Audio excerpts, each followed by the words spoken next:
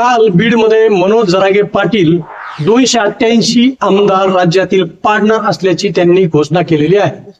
बीड जिल्ह्यातील तर मराठा समाजाला विरोध करणारे सर्वच आमदार पाडा असंही त्यांनी सांगितलंय। राज्यातील 288 आमदार पाडायचे, पण ते कसे हे जरांगे पाटलांनी मात्र सांगितलेलं नाही। स्वतःचा पक्ष काढून सर्व जागावर उमेदवार देणार आहेत का? पक्ष काढणार नसतील तर ज्या जागावर महायुतीचे उमेदवार ते पाडतील त्या जागेवर महाविकास आघाडीचे उमेदवार निवडून येतील आणि ज्या जागावर महाविकास आघाडीचे उमेदवार ते पाडतील त्या जागावर महायुतीचे उमेदवार आमदार होतील। तसं झालं तर 288 पैकी अर्धे आमदार हे पुन्हा निवडून येतील। मग मनोज जरांगे पाटील हे 288 आमदार पाडणार कसे? हा सरळ साधा प्रश्न, सर्वसामान्यांचा प्रश्न मनोज जरांगे पाटील यांना आहे, कारण त्यांनी हे स्पष्ट केलेलं नाही। जर स्पष्ट केलं तर लोकांनाही ते कळेल। शिवाय आणखी एक महत्वाचा प्रश्न या ठिकाणी उपस्थित होतो, छगन भुजबळ जर सोडले तर राज्यातील एकही ओबीसी नेता उघडपणे मनोज जरांगे यांच्याविषयी विरोधाची भूमिका घेताना दिसलेला नाही। शिवाय महायुतीमधील सर्वच मराठा नेत्यांनी ज्या ज्या ठिकाणी मनोज जरांगे पाटील यांची रॅली झाली आहे त्या रॅलीमध्ये सक्रिय सहभाग घेतलेला आहे। तसेच त्या मराठा आमदारांनी, महायुतीच्या मराठा आमदारांनी मराठा समाजावर अन्याय केल्याचं कुठेही दिसलेलं नाही, आढळून आलेलं नाही। मग नेमका मराठा समाजावर अन्याय कोणी केला?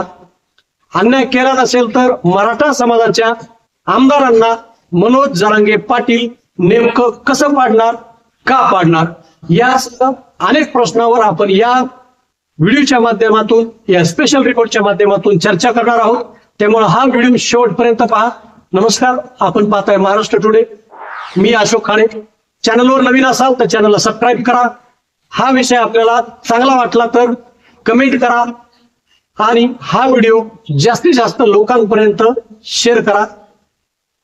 शिवाय सबस्क्राईब केल्यानंतर बेल आयकॉनला क्लिक करा, जेणेकरून आमचे व्हिडिओ आपल्यापर्यंत सर्वात अगोदर येऊ शकतील। चला तर मूळ मुद्द्याकडे वळूया। मनोज जरांगे पाटील यांनी काल बीडमध्ये शांतता रॅली काढली। त्यानिमित्त ते त्या ठिकाणी समाजाशी त्यांनी संवाद साधला आणि 288 आमदार पाडणार असं त्यांनी वक्तव्य केलं।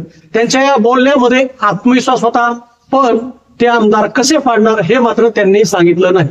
लोकसभेमध्ये विशेषतः मराठवाड्यात त्यांच्यामुळं महायुतीचे उमेदवार पराभूत झाले हे नाकारता येणार नाही, पण लोकसभा आणि विधानसभा निवडणुकीत गणित वेगळं असतं, सूत्र वेगळे असतात, चित्र वेगळं असतं, हे सुद्धा विसरता येणार नाही। 288 पैकी जवळपास 140 आमदार हे मराठा व कुणबी मराठा समाजाचे आहेत। 54 आमदार हे एससी व एसटी समाजाचे आहेत। मराठा समाजाचे 140 आणि आरक्षित जागावरील 54 आमदार जर सोडले तर 288 पैकी 94 आमदार हे ओबीसी व इतर समाजाचे आहेत। यामध्ये मुस्लिम, ब्राह्मण व इतर समाजाचे 8 ते 10 आमदार आहेत। उर्वरित 80 ते 85 आमदार हे ओबीसी समाजाचे आहेत।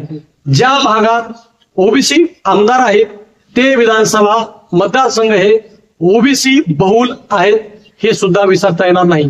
त्यामुळे यातील 80 ते 70 आमदारांना पाडणं तेवढं सोपं नाही। उर्वरित 10 ते 15 आमदार हे कमी मतानं निवडून आलेले आहेत।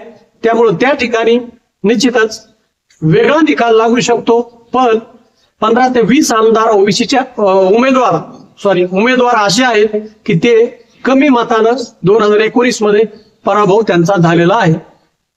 एससी आणि एसटीच्या ज्या काही 54 आरक्षित जागा आहेत अशा मतदारसंघामध्ये राजकीय गणित हे पूर्णतः वेगळं असतं, हे सुद्धा आपल्याला या ठिकाणी लक्षात घ्यावं लागेल।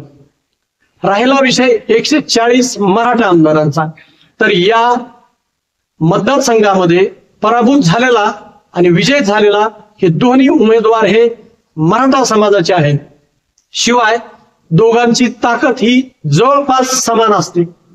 स्थानिक स्वराज्य संस्था ताब्यात असतात, यातील बऱ्याच आमदारांचे किंवा उमेदवारांचे साखर कारखाने आहेत, शैक्षणिक संस्था आहेत.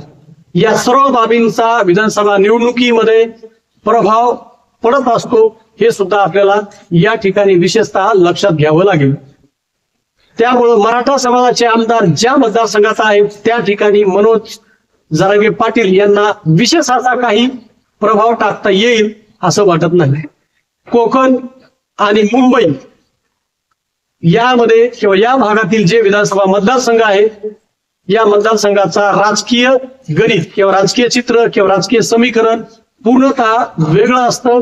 त्या भागामध्ये वेगळ्या मुद्द्यावर निवडणूक लढवली जाते. त्यामुळे त्या भागात सुद्धा मनोज जरांगे पाटील यांचा प्रभाव पडेल असं दिसत नाही. मराठवाड्यातील 8 जिल्हे आणि अहमदनगर, वाशिम, बुलढाणा, सोलापूर या काही जिल्ह्यांमध्ये मनोज जरांगे पाटील यांचा बऱ्यापैकी प्रभाव दिसू शकतो, हे मात्र सत्य आहे. मात्र मराठवाड्यातील बहुतांश विधानसभा मतदारसंघात मराठा विरुद्ध मराठा किंवा अनेक मतदारसंघामध्ये 3 उमेदवार मराठा समाजाचेच राहतील असे चित्र आहे. अशा वेळी मराठा समाजाच्या मतांमध्ये विभागणी होणार हे तेवढंच सत्य आहे, अटळ आहे. तर दुसरीकडे विधानसभा निवडणुकीपर्यंत राज्य सरकारने सगळे सोयऱ्याचा अध्यादेश जर काढला नाही तर ओबीसी समाजाची एक गटामध्ये महायुतीच्या उमेदवारांच्या पारड्यात पडतील. तसं जर झालं तर त्या ठिकाणी निकाल सुद्धा महायुतीच्या बाजूने लागू शकतो. त्यामुळे मनोज जरांगे पाटील यांचा लोकसभेच्या तुलनेत विधानसभा निवडणुकीमध्ये प्रभाव कमी दिसेल असंही म्हटलं जात आहे. ज्या ठिकाणी मराठा विरुद्ध ओबीसी अशी लढत आपल्याला पाहायला मिळेल किंवा तशी लढत होईल, त्या ठिकाणी मुस्लिम मतांच्या आधारावर मनोज जरांगे पाटील प्रभाव पाडू शकतात, वेगळा निकाल लागू शकतो किंवा लावू शकतात, हे तेवढं सत्य आहे. पण ज्या ठिकाणी मराठा विरुद्ध मराठा अशी लढत आहे त्या ठिकाणी विशेष असा प्रभाव दिसणार नाही. त्यामुळे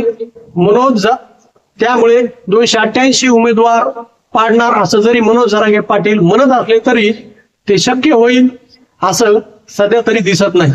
कारण 288 आमदार पाडण्यासाठी मनोज जरांगे पाटील यांना स्वतःचा पक्ष काढावा लागेल आणि 288 जागावर स्वतःचे उमेदवार द्यावे लागतील. त्यावेळी 288 विद्यमान आमदार पाडणं त्यांना शक्य होऊ शकतं. पण एवढे उमेदवार देणं, सर्व तयारी करणं हे शक्य नाही. आणि जरी दिले तरी आतापर्यंत इतिहासामध्ये जेवढे उमेदवार दिले तेवढे उमेदवार निवडून कधीही आलेले नाहीत, हे सुद्धा आपल्याला विसरून चालणार नाही. शिवाय 70 ते 80 दिवसाचा कालावधी राहिलेला आहे. आचारसंहिता कधी लागू शकते, 1-2 महिन्याच्या नंतर. त्यामुळे हा काळ मनोज जरांगे पाटील यांना तयारी करण्यासाठी अपुरा आहे. एवढ्या कमी कालावधीमध्ये स्वतःचा पक्ष काढून एवढी तयारी करणं जमेल किंवा शक्य होईल असं वाटत नाही.